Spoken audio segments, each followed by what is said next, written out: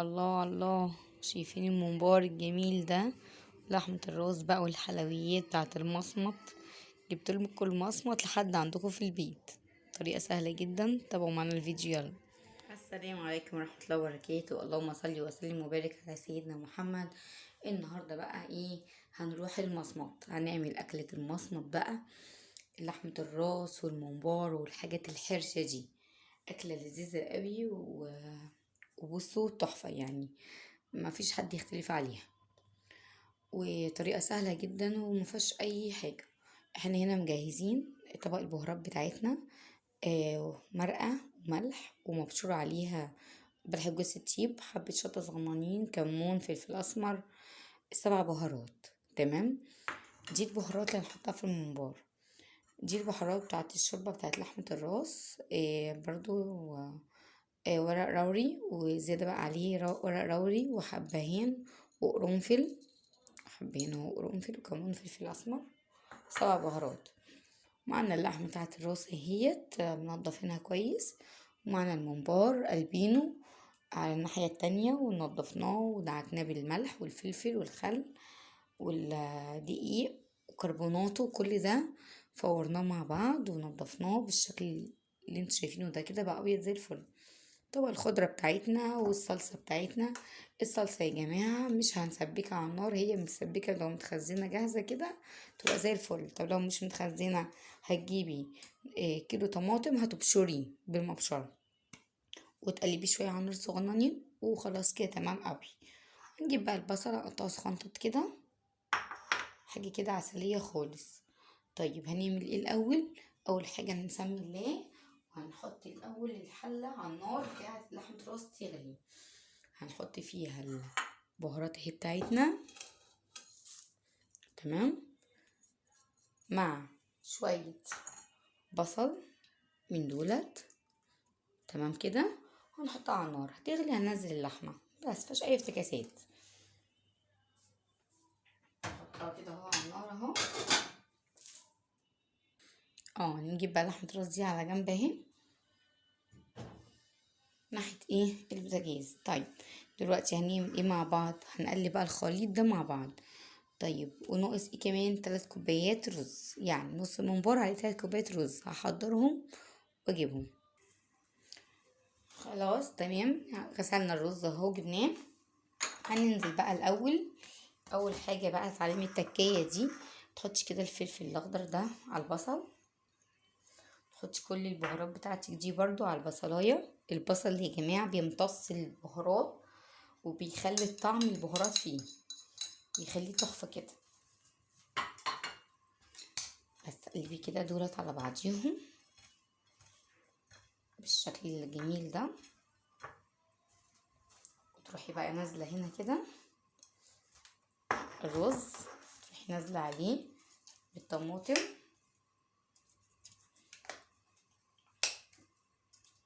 اهي، عشان ينزل بيها كلها، عشان هي ممكن تبقى كتيره، فننزل حبه كده.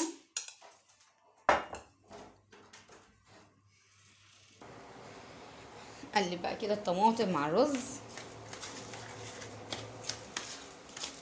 محتاجين ايه؟ حبه كمان دوت، عشان انا شايلاها في الفريزر، لكن انتي لو هتبشري فهتبشري كيلو طماطم هيبقى معاكي مظبوط جدا. تقلبي بالشكل ده كده، وانزلي بقى بالخضره بتاعتك.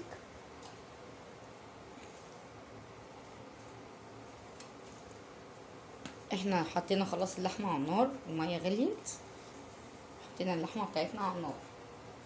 خلاص بس كده اوريها لكم عشان نشيل الريم بتاعها. قلبي كده يا سكره انتي، قلبي كده كله على بعض. والبصل بالبهارات خليه اخر حاجه، دايما خلي البهارات بتاعتك اخر حاجه. حتى لما تكوني بتسوي فراخ، تسوي لحمه، تسوي اي حاجه، خلي البهارات اخر، اللي هو الملح اخر حاجه في اللحمه. بالنسبه للبهارات خليها اخر حاجه في السوا، شاورما، في اي اكلات هتحسي فرق تاني خالص. ننزل بقى كده بالبصل بتاعنا، ونسيب حبه دولت للشوربه بتاعه الممبار. تمام.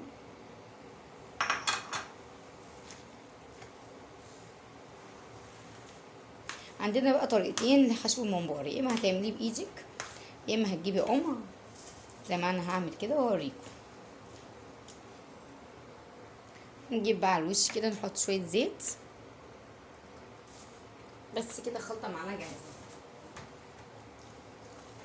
نقلب كده. نجيب بقى الممبار بتاعنا نحشيه. بسم الله. نجيب بقى كده بسم الله واحده واحده. بصوا بقى، انا بحب بصراحه الطبقه اللي فيها الدهون تبقى من جوه، ليه؟ بتدي طعم جميل قوي للرز كده اهو. لو انتوا عايزين دي تقلبوها تاني وتسيبوها بره مفيش اي مشكله خالص، بس انا بقول لكم على الافضل. بس هتجيبي القمع كده بالشكل الجميل ده وفي ثانيه هتلاقيكي مخلص. تحطي بالمعلقه من ناحيه وتنزلي بالناحيه التانية. لو صغننه ممكن نجيب ايه، نقور كده اهو. طب القمع ده طلع صغنن معانا، هنجيب بقى كده القمع بتاعنا ونجيب كده الممبار بتاعنا. الممبار بتاعنا زي ما اتفقنا طبقة الدهون بحبها من جوه، بتدي طعم جميل جدا مع الرز لما تستوي. تمام بالشكل ده. وتروحي حاطه كده، جايبه كده معلقه خلطه وفي ثانيه. واوعي تملي الممبار بتاعك، لازم تخليه مهوي لان الرز احنا عارفين بيزيد، فلما يجي يزيد تبقى الممبرايه كده مظبوطه معانا. اما لو مليتيها قوي هيفرقع لا قدر الله منك ومش هيبقى حلو خالص وهيفضي كل الرز منه. واحده واحده بكل تكاته كده هنقولها مع بعض.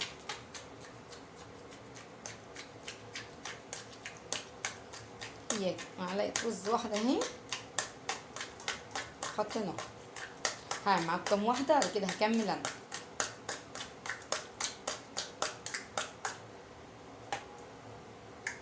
اهو كده ما ينفعش تسيبيه كده، لازم تبططيه بالشكل اللي انت شايفاه ده. تبططي كده الرز، واول الديل من هنا والديل من هنا لازم تسيبيه فاضي بس.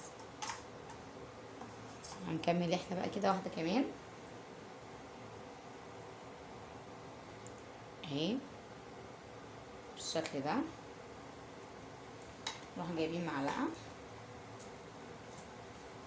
اهو بس باسرع طريقه، ولا بقى تشيلي نفسك ولا تغلبي نفسك وتقعدي ايه تحشي بايدك ولا اي حاجه، لا.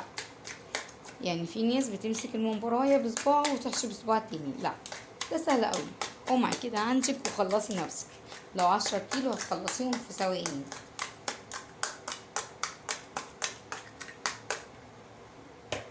معلقه كمان. وبعد كده احنا ايه نوازن الممبرايه بتاعتنا بس كده.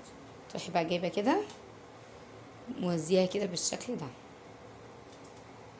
اهي، تطلع معاكي زي الفل بس كده.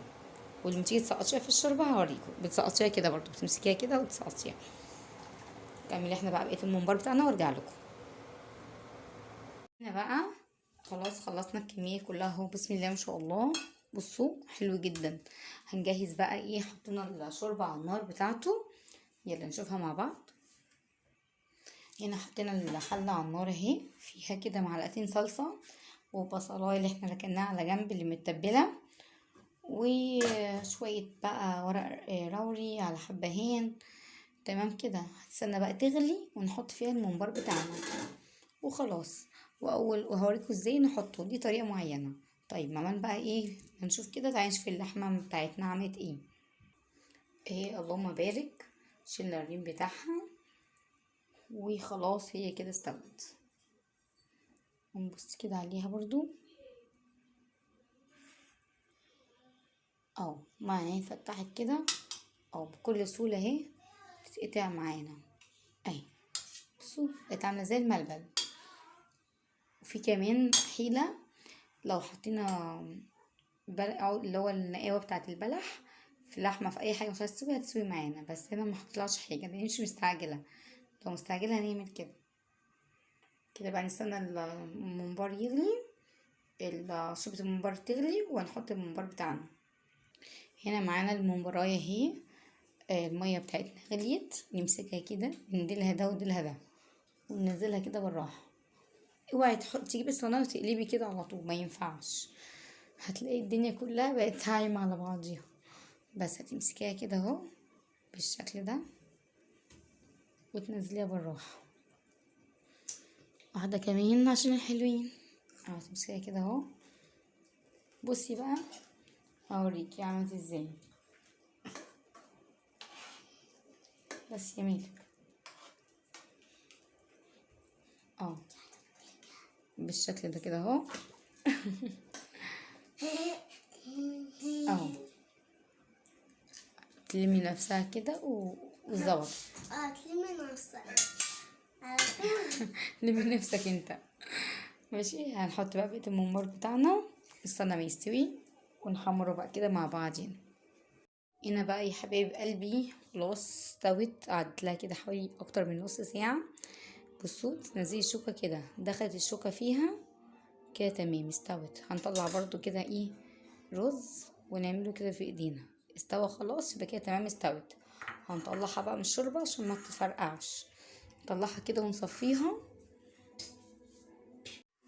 هنا بقى خلاص وقت التحمير، احنا كده جهزنا خلاص، صفينا اللحمة من الشوربة بتاعتنا كده ما شاء الله استوت جدا اهي معانا اهي. والممبار بتاعنا برضه اهو، هنستخدم اللي احنا عايزينه، الباقي هنشيله في التلاجة. طيب نجهز بقى سلطة كده بالشكل الجميل ده اهو، والطبق اللي فيه خضرة يعني زيك اكنك قاعدة في محل مصمت بالظبط. يلا نحمر بقى الممبار في النار، واللحمة نشوحها كده حتة سمنة، ونوريكم بقى الطبق النهائي. نيجي بقى للنهاية، طبق التقديم الممبار ولحمة الراس والحلويات، حاجة كده جميلة جدا. بألف هنا وشفا على قلوبكم، جربوها طريقة جميلة جدا. واللحمة عاملة زي الملبن بصراحة، استوت جدا وبقت حلوة. الممبار بقى مفيش أحلى من كده. يا رب يكون الفيديو عجبكم، وكل سنة وانتم طيبين، واشوفكم على خير. اشتراك ولايك لأول مرة تشوفوني، والسلام عليكم ورحمة الله وبركاته.